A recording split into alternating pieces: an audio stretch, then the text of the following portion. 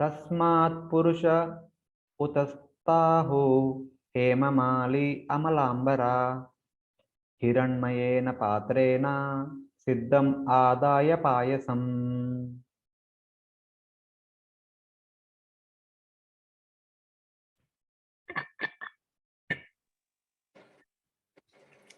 As soon as the oblation was offered in the fire, a person appeared from the fire altar wearing a golden garland and a white dress. He was carrying a golden pot filled with rice boiled in milk. Yeah. As soon as the Purodasam was offered into the fire, into the yajna, then a person appeared. A man wearing a golden garland and white cloth, carrying cooked milk rice in golden pot. He came up with a golden pot with sweet rice, came out of the fire. This is a typical scene in every yajna that we read in Mahabharata, Ramayana or Bhagavatam. At the end of the final offering, a person comes out of that. Even Ramayana also, that person comes out of it with a pot filled with sweet rice, and he tells that please give it to your wives. So first he gave half of the sweet rice to Kaushalya. Then he gave 1/4 to Sumitra. Then he gave 1/8 to Kaikeyi, and the remaining 1/8 again he gave to Sumitra. So because first when he gave to half to Kausalya, Kausalya ate it. Then he gave 1/4 to Sumitra. She kept it. She did not eat. Then she gave 1/8 half of that 1/4 to Kaikeyi. Kaikeyi ate it immediately. So seeing that both Kaikeyi and Kausalya already ate whatever they were given, only Sumitra is still waiting. The remaining portion she gave to Sumitra. So that's why Sumitra gave birth to 2 children, and Kausalya 1 child, and Kaikeyi 1 child. So that is the typical thing that we see in Ramayana. Even in Mahabharata, the Jarasanda's father also performed a yajna. And not performed a yajna, he approached a Rishi. And that Rishi, by his tapobal, he gave a mango fruit to him. So when he went home, since he had 2 wives, he divided that mango fruit into 2 parts and gave it to 2 wives. And eventually, both the wives gave birth to half the body of a child. So the king became dissatisfied. What is this? What happened? Half the body was only born, and that 2 dead body. There is no use. He threw those 2 pieces into the forest. Later on, there was a demoness known as Jara. Actually, she was a Rakshasi. So she thought that there is some flesh she can eat. So she collected the left piece with the left hand, right piece with the right hand. She wanted to eat together. So she brought both the pieces together. As soon as both the pieces were brought together, they were joined together, and the child became alive and began to cry. Then the Jara blessed him. So may you become as powerful as me.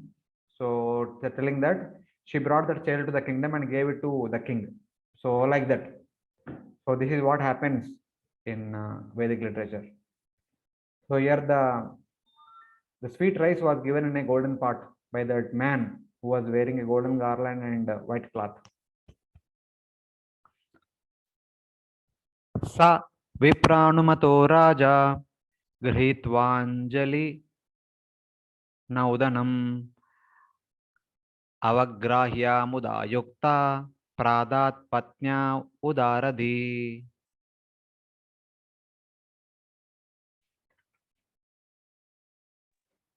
The king was very liberal, and after taking permission from the priest, he took the preparation in his joint palms, and after smelling it, he offered a portion to his wife. The wise king Udaradi, taking the permission of the Brahmanas, took the rice in his hands, smelled it with delight, and offered it to his wife. See, for doing anything, he is taking permission from the Brahmanas. That's why it is said that Brahmanya is respectable to the Brahmanas. So this is the nature of the Anga Maharaj. So he gave that sweet rice to his wife, who is supposed to bore a child. So as a result of that, eventually in due course of time, she gave birth to child.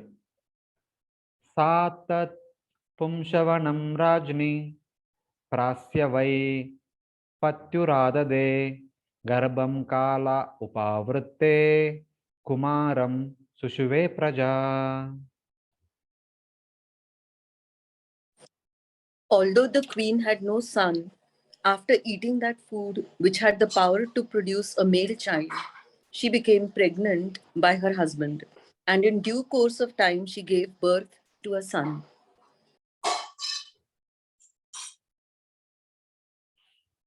The childless queen ate this food for producing a male child, Pumshavanam, from the king, and a fetus developed. In due course of time, a son was born. So here the word Pumshavanam is indicated. Pumshavanam basically, it is a special vrata, is one of the 16 purificated rites which is performed to beget a son. His Holiness Bhanu Maharaj, when he translated that book, Samskaras, in which it is written that starting with Garbhadan Samskara, there are so many Samskaras. So I think during the 5th month, if you remember reading 3rd canto, in the 3rd canto, chapter 31, it is mentioned about the growth of a child in the womb of the mother, starting from the first day onwards. So I'll just read this. By 2 months, the embryo develops head, arms, legs, and other limbs. By 3 months, the nails, body hairs, bones, and skin, the genital and sense apparatus appear. So by the end of the 3rd month, the different body limbs starts manifesting. So nails, body hairs, bones, skin, and genitals, sense apparatus appears. By the 4th month, the 7 dhatus appear, and by the 5th month, anger and thirst appear. By the 6th month, the skin forms around the embryo and it moves in the right side of the womb. So like this are mentioned. So starting from the 3rd month, the genitals starts manifesting in the child. So in the Vedic custom, in the Vedic culture, it is a custom that in order to have a son, the mother was recommended to perform Pumshavana Vrata. The Pumshavana Vrata is also performed to transform the gender from female to male. Even though the parent supposed to give birth to a female child, which is as per this Bhagavatam section, the 3rd month only the gender is already decided. But the Pumshavana Vrata is performed during the 5th month of the pregnancy, as a result of which the female child can be transformed into a male child. Or Pumshavana Vrata is performed in order to beget a male child. In the Bhagavatam also we have an example. Pumshavana Vrata is given to Diti, I think. Payovrata was given to Aditi. So by performing Payovrata, Aditi gave birth to Lord Vamana.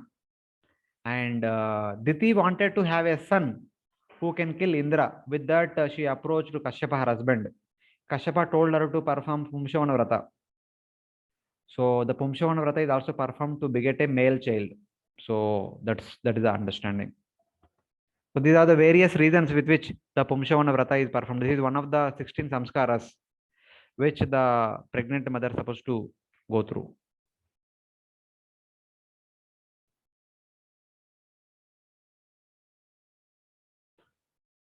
Sabala eva purusho mata maham anuvrata adharma shodbhavam mrutyum tena bhavad adharmikai. The boy was born partially in the dynasty of irreligion. His grandfather was death personified, and the boy grew up, he became a greatly irreligious person. The male child, Sa Purusha Bala, took after his maternal grandfather, Mata Maham. Pitamaha, Mata Maha. Pitamaha means grandfather who is the father of the father, and Mata Maha is the grandfather who is the father of the mother. So the child who was born to Sunita, the wife of Anga, took the qualities of her maternal grandfather, Mata Maha, who is death personified. Sunita is the daughter of Death personified, death, who appeared as a portion of Adharma. This portion of Adharma was also mentioned in the 4th canto, chapter 8, before beginning the discussion of Dhruva Maharaja's pastime. So, in which the lineage of Adharma has been mentioned. Just like Dharma appeared from the right chest of Lord Brahma, Adharma appeared from the back portion of Lord Brahma. So that Adharma married lying, and both of them gave birth to twins called cheating and illusion. And Niriti, who had no children, adopted these two children. And cheating and illusion were brother and sister, but they themselves married. Cheating and illusion married, and they gave birth to greed and deceit. These are brother and children, sister, and they married and they gave birth to anger and violence. They are brother and sister, and they married, they gave birth to quarrel and profanity, Durukti and Kali. And they married, they gave birth to fear and death, Bhayam and Mrityu. And they are brother and sister, they married and they gave birth to pain and hell, Yatana and Niraya. So death was the father, fear was the mother, and they had two children. Their names were hell and pain. Hell was the male brother and pain was the sister. So like that it was mentioned. And death also had another child who was known as Suniti. And that Suniti was married to our king Anga. Somehow, what was the reason we don't know, but she married him or he married her. So because of that, the son who was born to them Prabhuji, carried forward the qualities of the maternal grandfather. Yes, Mataji. Prabhuji, here it is written that dynasty of irreligion. But means Mrityu, we say the Yamaraji is one of the 12 Mahajanas. He is a great devotee of the Lord. So how can the dynasty be irreligious? Mrityu is not Yamaraj. Yamaraj is Yamaraj. Mrityu is a different person. So Yamaraj is the head of the Pitru Devatas. Okay, then who is the Mrityu Devata then? Mrityu personified is the servant of Yamaraj. He stays in the form of Yamadanda or Mrityupash. That Mrityupash which is there in the hands of Yamaraj, that is the Mrityu Devata. The cruel death. So that Yamadanda is Mrityu Devata. That Yamadanda is Mrityu, with which the Mrityu comes. Yes, Prabhuji. Means something in the some weapon or instrument in the hand of a religious person or of a great devotee will at least it will not be irreligious, no, Prabhuji, or inauspicious. So see, Mataji, these are all people who are in charges. These are all different devatas who are in charges for that particular activity. So Adharma is the in charge of Adharma. A person name is Adharma, he is a superhuman being. He is the in charge for the Adharma to proceed in this material world. How he is in charge of, how he by his own activities is indicating he is the in charge of Adharma. Why? Because he is marrying his own sister and begetting children. That itself is one of the Adharmic activity. So he is giving rise to Adharma. So one of ultimately the Adharma leads to death, the sinful death, which takes one to hell. In the hell, one goes through hellish punishments. Our performance of adharmic activities will take us to a Bhayanak death. That Bhayanak death will take us to hell, where we are given Yatana, the hellish punishment. So like that we should see. The death personified is a person in the lineage of Adharma and is serving in the hands of Yamaraj. So he is causing death for the sinful people. Dhruva Maharaj climbed on the head of this Mrityu Devata. Yeah, yes. So when somebody dies in normal system, the two Yamadutas will come along with the Yamapash. With that Yamapash, they pull out the soul along with the subtle body from the gross body, and they catch hold of that soul along with the subtle body, and the Yamadutas take that person to hell. Sometimes the person does not come, and they drag that person with that Yamapash, which is there around the neck of that dead person, subtle body. That is Yamapash. With the Yamapash only, they pull out the subtle body and the soul from the gross body. Movie में दिखाते हैं, बहुत graphically they show it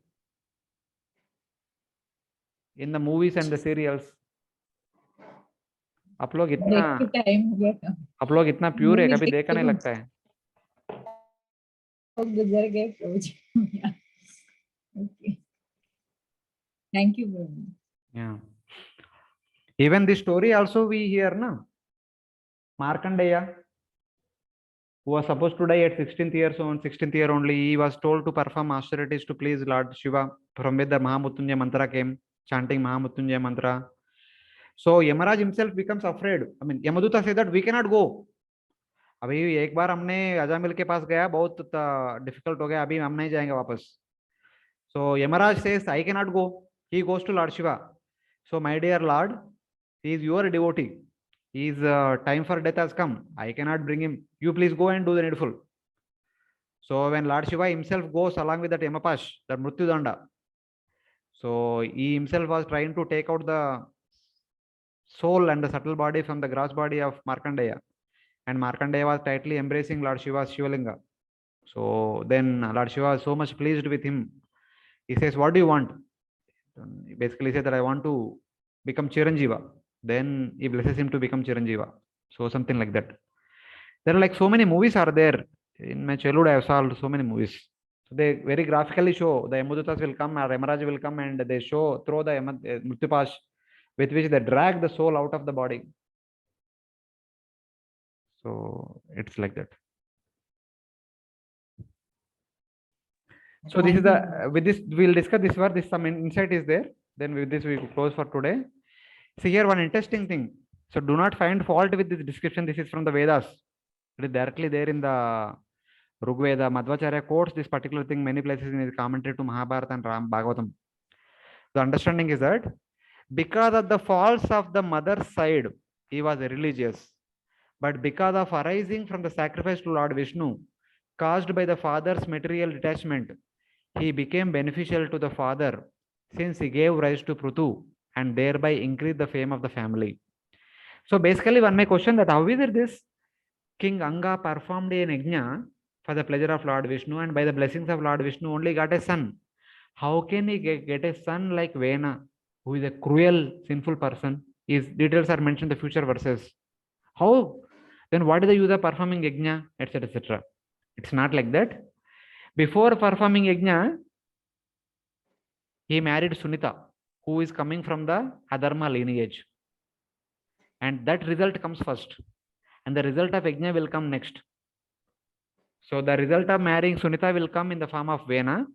The result of performing yajna will come in the form of Prutu, who is best, who is the ornament of a king. So that's how we have to understand. See, the result is this much. Since he wanted to have a son by worshipping Lord Vishnu himself appeared as his grandson. So that is the greatness of that yajna performed by the great Brahmanas for this great devotee who is called as Rajarshi here, and Mahatma and Brahmanya.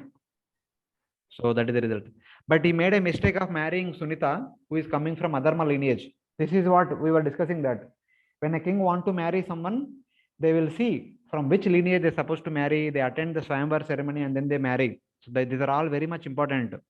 If they marry from an improper lineage, that will lead to the birth of an improper son. That is not at all good. So because since he married a girl from Adharma lineage, the son is endowed with the qualities of the mother's lineage. That's why Rigveda says that Matru Jati Pitru Lakshan. The son generally inherits the caste of the mother and also Pitru Lakshan generally. So since the mother is coming from the lineage of Adharma, the son was a completely adharmic person. So that is the understanding. That's why a king always marries a kshatrani. Through kshatrani only the kshatriyas will be born. If a king marries somebody else, if a kshatriya marries a brahmana girl, the children will be called as sutas. If a kshatriya king marries a vaishya girl, the children will be called as vaishyas only. They cannot be called as kshatriya. Just because the father is kshatriya, the children through a vaishya wife cannot be called as kshatriyas. Like very soon we are going to have Janmashtami. Like Nanda Maharaj's father Surasena's father Parjanya. He had two wives, one Kshatriya wife, one Vaishya wife. Not Parjanya, Ajamida. Ajamida had two wives. So Ajamida had a Kshatriya wife. Her son was Surasena. Ajamida also had a Vaishya wife. Her son was a Parjanya.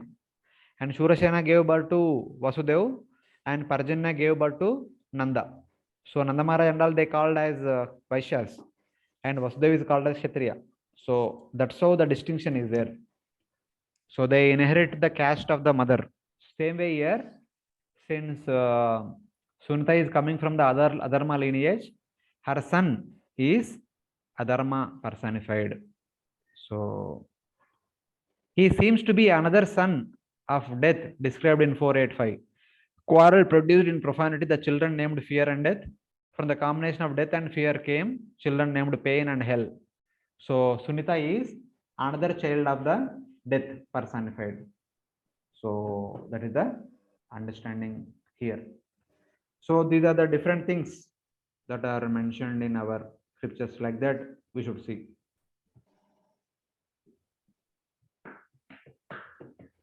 Hare Krishna, okay? Yes, Prabhuji. Any questions from other devotees?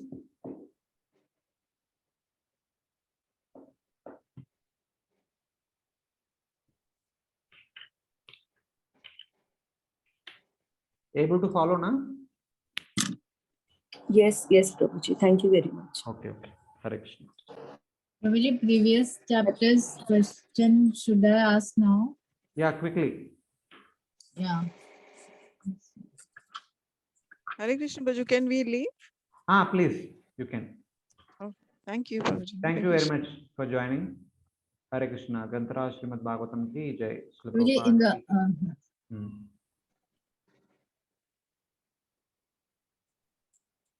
Yes, Mataji.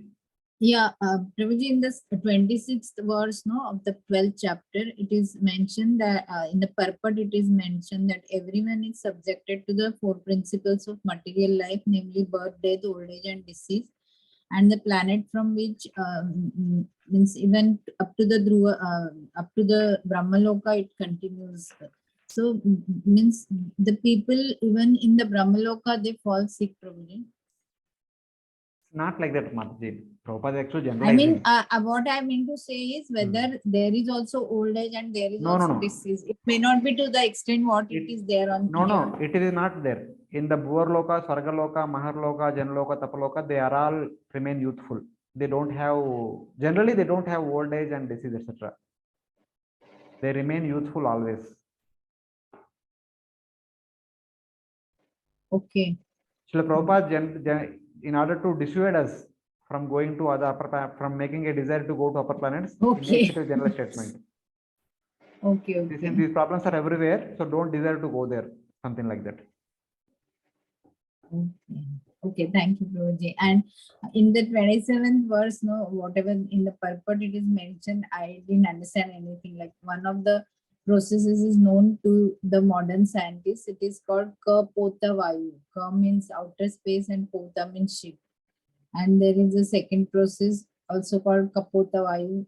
Kapota means pigeon. So one can train pigeon to carry one to the outer space. And the third process is settled, that is Akshapatana. So that is material, how the means others are airplanes and everything is flying. So how the with the training the kapota, that is kabutar, some No, not normal previous kabutar. kapota. See, the training kabutar means not like a normal kabutar. That is a special procedure in the Vedas. It is mentioned. If somebody want to go to Chandra, they need to perform Chandrayana Vrata. Or they need to train the birds, interspatial birds. The ordinary kabutar and all which we see, they are all good for nothing. Here, these are the special birds which are supposed to be they are there. We need to invoke them. We need to call them. We need to train them to take us to other planetary systems. They are not human birds. They are the birds of the other lokas. So it's like that. By sitting on the back of the bird, one can go to other planets, moon planet or other planets. Okay. These are all And not practical today. In the past, they used to follow.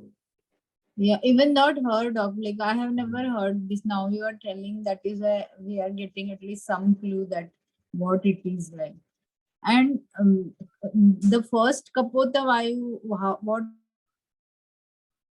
I don't know, Mataji, Kapota all those Vayu things. means? That's why I did not discuss also all those things. They are all not required. What there is no use of knowing all these things. Okay. Hmm. Okay, Praveen. These are all different methods which are followed in the past. They were great yogis. They could travel to different planets by the practice of Ashtanga Yoga and other things. But we are neither yogis nor can do all those things. There is no point in knowing about them. Okay, Guruji, thank you. And one more last question, Guruji, like in the next, I mean, this is 28th verse where we learned that Dhruva Maharaj, before entering into the plane, he took the bath and he decorated he wore some ornaments, and then he performed worship of the Vimana and all that. So I just, this may sound a silly question, but I just wanted to know that whether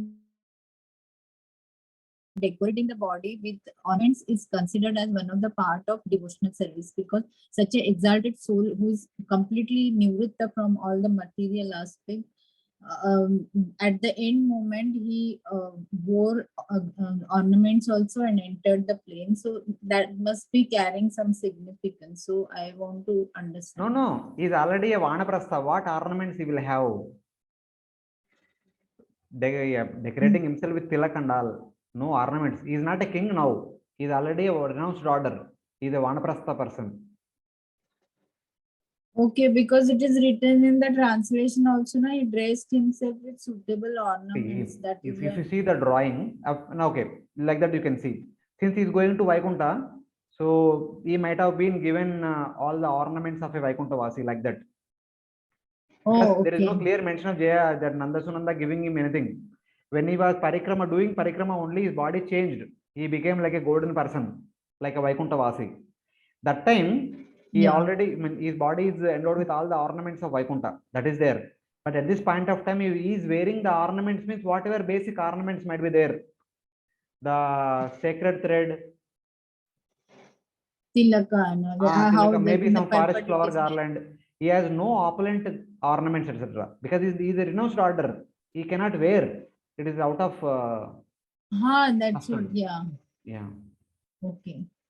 Okay, Prabhuji. Thank you, Prabhuji. Thank you so much. Hare Krishna. Thank you very much. Hare Krishna. So, Prabhuji, tomorrow the exam. I will send the question paper today, and all of you can. What I mean is, on camera we have. No. At your own leisure, you write. No. I'm not there. I'm not free that time. I have class. Okay, fine. Yeah. Prabhuji, and you will be sending for this chapter, Prabhuji.